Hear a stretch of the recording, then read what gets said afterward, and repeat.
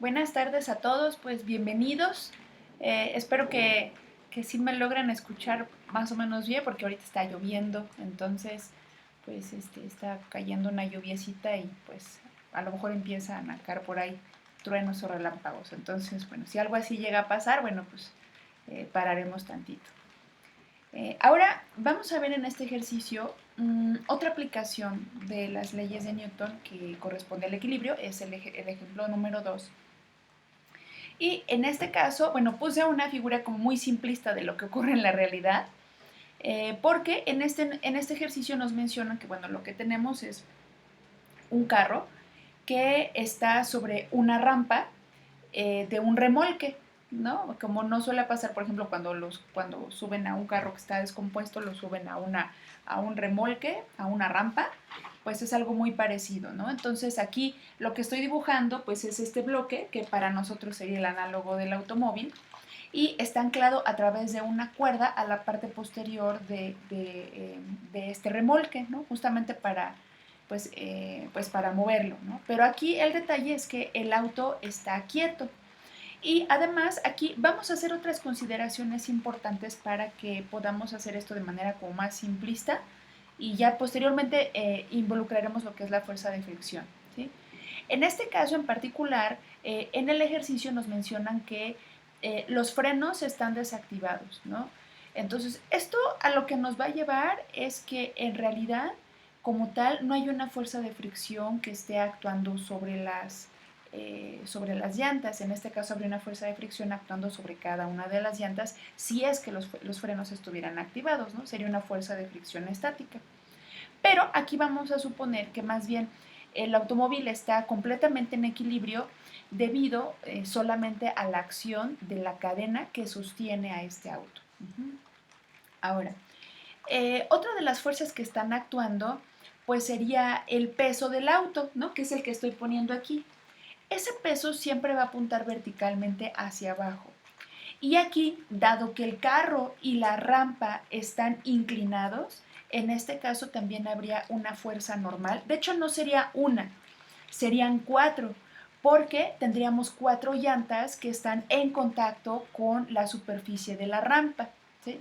Pero bueno, aquí en este caso vamos a hacer el caso muy simplista de que estas cuatro fuerzas normales las podemos representar como una sola. En todo caso, si quisiera calcular cada fuerza normal aplicada sobre cada llanta, bueno, lo único que tendría que hacer es dividir esta fuerza normal que estoy poniendo aquí entre las cuatro llantas, ¿no? Y cada una tendría una contribución. Ahora, aquí hay que observar un detalle. Las fuerzas normales, si lo vemos a nivel molecular, a nivel como más microscópico, lo que tenemos es que, por ejemplo, las partículas de lo que conforman a la rampa están siendo invadidas por las partículas de las llantas del automóvil. Entonces, lo que hacen estas partículas de las llantas es que intentan caer, ¿no? Intentan penetrar a los espacios que están eh, entre la superficie de la rampa, pero bueno, pues justamente lo que hacen las partículas de la rampa es impedir eso, ¿no? Entonces lo que hacen es ejercer una fuerza contraria, ¿no?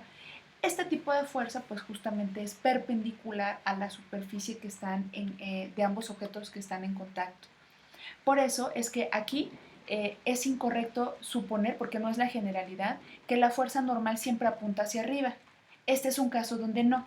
Y tradicionalmente en los casos donde tenemos planos inclinados, como en este caso una rampa, aquí en este caso la fuerza normal pues no es vertical. Bueno, entonces, bueno, una vez aclarados todos estos puntos, bueno, lo que vamos a hacer ahora es hacer un diagrama de cuerpo libre. Pero aquí, bueno, uno pudiera pensar, bueno, pues nos han enseñado en la vocacional que siempre en estos casos pongamos un diagrama de cuerpo libre que sea con los ejes inclinados, ¿no? ¿Y eso por qué es? Bueno, en principio podríamos tener perfectamente válidas las dos opciones, ¿sí? Aquí estoy poniendo, por ejemplo, los ejes X y Y, tradicionalmente como lo solemos expresar. Y en este caso, al poner, por ejemplo, las fuerzas, tendría la tensión, la normal y el peso. El peso sí es paralelo al eje vertical, va hacia abajo, pero la fuerza de tensión, que sería esta, tendría un ángulo de inclinación con respecto a la horizontal, que correspondería también a este ángulo alfa, ¿sí? Esto es porque, igual como habíamos visto en el ejercicio pasado, si yo tengo dos rectas paralelas y hago que pasen, por ejemplo, una diagonal, que sería, por ejemplo, el análogo a esta recta, a la superficie de la rampa, si yo tengo este ángulo alfa, y por ejemplo voy a hacer de cuenta que este eje de las X es el análogo a este de acá, y este sería como el análogo al piso del plano, al piso horizontal del plano inclinado. Entonces, en este caso, este ángulo tendría que ser opuesto por el vértice con este. Pero, como también nosotros sabemos, los ángulos opuestos por el vértice también son iguales. Entonces, si este es el vértice, este ángulo también tendría que ser igual a este. Entonces, estos dos son iguales por los ángulos alternos internos, y estos dos van a ser iguales precisamente por esta condición de los ángulos opuestos por el vértice. Por eso es que aquí este ángulo es el análogo a este de acá. Por eso es que este es el que manejamos como el ángulo alfa. Ahora, dado que X y Y son perpendiculares, este ángulo que estamos poniendo aquí sería de 90 grados menos el valor que tengamos aquí de alfa, ¿sí? Este de acá. Sin embargo, también este vector que es normal y esta tensión también son perpendiculares, por lo cual el ángulo entre ellos dos es de 90 grados. Entonces, ¿qué quiero decir? Bueno, si este vale 90 menos teta, perdón, 90 menos alfa, y este ángulo mide 90 grados, pues entonces el ángulo alfa pues tendría que ser este de acá. Entonces, y bueno, y ya tendría yo el peso verticalmente hacia abajo. Entonces, bueno, pues podríamos utilizar esta opción también como diagrama de cuerpo libre y no incurrimos en ningún problema. Sin embargo, tengan en mente que cuando hagamos la descomposición de fuerzas en los ejes X y Y, observen ustedes, ¿no? Aquí tendría, por ejemplo, que hacer dos descomposiciones, una para X, una para Y de la tensión, y aquí para la normal, por ejemplo, si este es mi ángulo alfa, tendría que hacer también dos descomposiciones, una en X y otra en Y. De tal manera que en total, para estas fuerzas que están en dos cuadrantes diferentes, tendríamos que hacer 4 descomposiciones. Entonces, eso empieza a incrementar la cantidad de trabajo que tenemos que hacer cuando pongamos la primera ley de Newton con respecto al equilibrio, ¿sí? Y por otro lado, por ejemplo, si analizamos qué es lo que ocurriría cuando pongo mi sistema de ejes en forma oblicua, que está inclinada, de tal manera que uno de los ejes coincida con, por ejemplo, digamos, con la tensión. En este caso, no les estoy llamando X y Y porque estamos muy acostumbrados a manejar X y Y como los ejes vertical y horizontal. Aquí los estoy llamando como X' y Y', no hay ningún problema. Pero bueno, si ustedes también lo desean hacer así, lo pueden poner X y Y, ¿no? Solo que yo hago esta distinción porque son dos sistemas de referencia inerciales diferentes. Entonces, en este esquema, pues por ejemplo, si ustedes observan, tanto la tensión y la normal siguen siendo perpendiculares, pero ahora ya como están conformados son paralelos. Por ejemplo, la tensión al eje X' y la normal es paralela al eje Y'. Entonces, eso me disminuye la cantidad de elementos que tendría por analizar, ¿sí? En cuanto a las componentes. Ahora, quizá a lo mejor la única que nos restaría por analizar sería el peso. El peso siempre va a actuar verticalmente hacia abajo. Entonces aquí lo estoy poniendo vertical y aquí la duda sería, bueno, y entonces ¿cuál es el ángulo que voy a referir? Porque aquí si tengo mis ejes inclinados, pues tengo un problema con los ejes. Entonces, bueno, me parece que ya lo habíamos visto en alguna clase, pero de todas maneras vale la pena que volvamos a hacer algún resumen o una revisión de cómo es que ocurre que este es el ángulo alfa, ¿no? Entonces, por ejemplo, voy a dibujar aquí al ladito, igual dos rectas que forman precisamente este plano inclinado. Y lo que voy a hacer es que voy a trazar dos rectas que sean perpendiculares a cada una de estas, ¿no? Por ejemplo, para esta que es horizontal voy a dibujar esta perpendicular. Y para esta de acá voy a dibujar esta que es perpendicular. De tal manera que esto sería el análogo al eje Y, este el análogo al eje de las X, este sería el análogo, este sería X' y Y', este sería el análogo a Y este sería el análogo a X. Entonces, el ángulo que conozco, los voy a poner así, que trasladen un poquito más, el ángulo que conozco es este alfa. Este de aquí vale 90 grados. Y este que está acá, para un triángulo rectángulo, de hecho para cualquier triángulo, ¿no? La suma de los ángulos internos debe de valer 180 grados. Pero en particular para este que es un triángulo rectángulo, este ángulo de acá es un ángulo de 90 grados. Por lo tanto, la suma de los otros dos me tendría que dar los otros 90 grados. Entonces, si este vale alfa, entonces este ángulo chiquito de aquí tendría que valer 90 menos alfa. ¿Sí? Bueno, entonces ustedes pueden utilizar, por ejemplo, ese ángulo aquí. Si lo vemos aquí en analogía, esta que está aquí es el análogo a este peso. Esta que está aquí es el análogo a este eje, al eje X'. Y entonces podríamos utilizar, por ejemplo, este ángulo que es de 90 menos alfa, que ya lo vimos acá. Pero si veo que este eje y este eje son perpendiculares, estos dos, este y este, entonces pues el ángulo entre ellos debería de valer 90 grados. Entonces, como este vale 90 menos alfa y este ángulo es de 90 grados, bueno, pues entonces este ángulo pues tendría que valer alfa. ¿Sí? Entonces, sí, efectivamente, este ángulo es el que va a valer alfa grados. Aquí sí es importante aclararlo porque eso me parece que sí es un error muy frecuente. Yo lo he llegado a ver en muchos exámenes, en muchas tareas, que ponen mal este ángulo alfa. Pero una de las claves a través de las cuales ustedes quizá lo pueden memorizar, que no me gusta esto de memorizar, pero a ustedes quizá les pudiera servir, sería considerar que el peso siempre va a formar el ángulo alfa con el eje que estamos considerando nosotros como perpendicular a la rampa o al plano inclinado. ¿Sí? Pues eso podría ser como un buen tip para que ustedes se lo memoricen. Y bueno, y si no, bueno, simplemente con la práctica poco a poco van a ir ustedes mejorando en esta comprensión. Y si no, siempre recurran a esta, ¿no? Que es la expresión como, digamos, como geométrica para que ustedes puedan determinar los ángulos.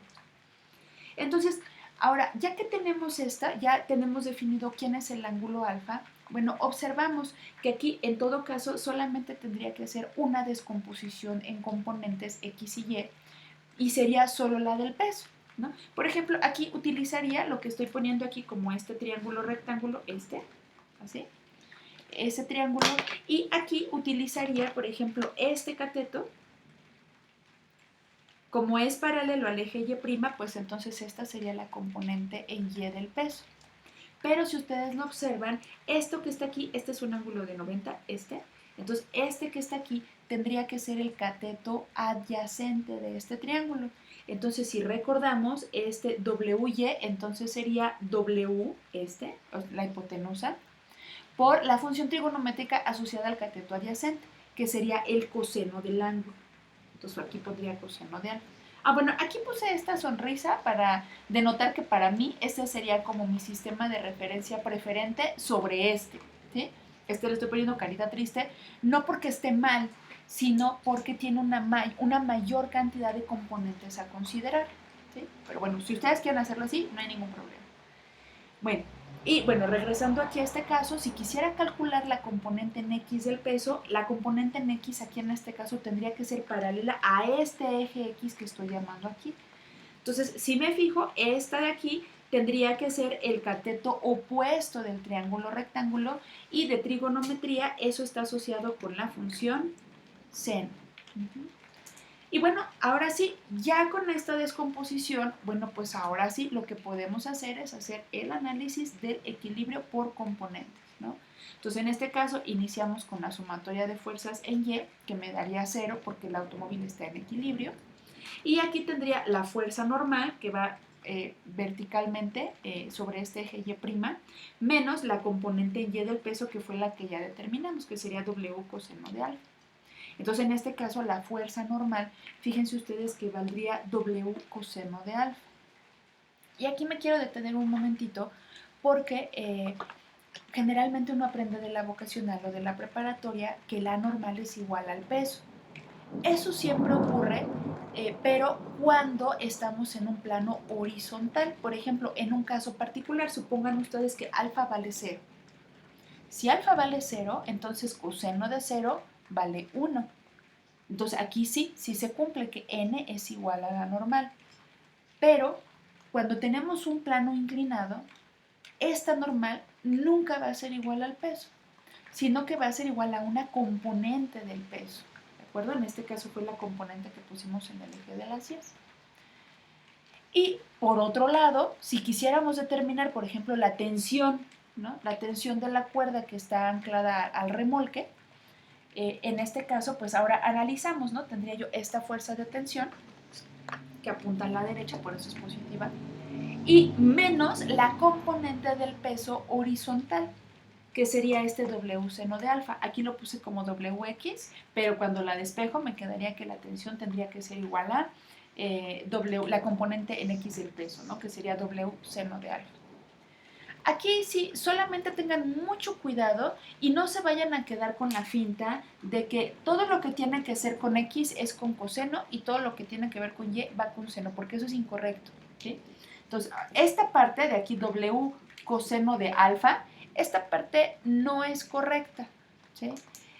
¿Por qué razón? Bueno, porque el ángulo al que lo estamos refiriendo, observen, este ángulo alfa. El ángulo alfa está referido al eje vertical, al eje Y'. Esto lo usamos siempre y cuando el ángulo que estemos usando esté referido al eje X, en este caso tendría que haber sido al eje X', y eso solamente se cumple en ese caso particular. Algo similar con W subíndice Y, o sea, uno está acostumbrado a pensar que WY es igual a W seno de alfa. Sí, pero no siempre. Y este es uno de esos casos, ¿no? Donde aquí lo que tendríamos sería la componente en Y estaría asociada al revés, ¿no? Con coseno. ¿Y eso porque es? Nuevamente, porque el ángulo que estamos utilizando no está referido al eje horizontal, ¿no? Al eje X' en este caso, ¿sí? Sino al eje vertical. ¿Sí?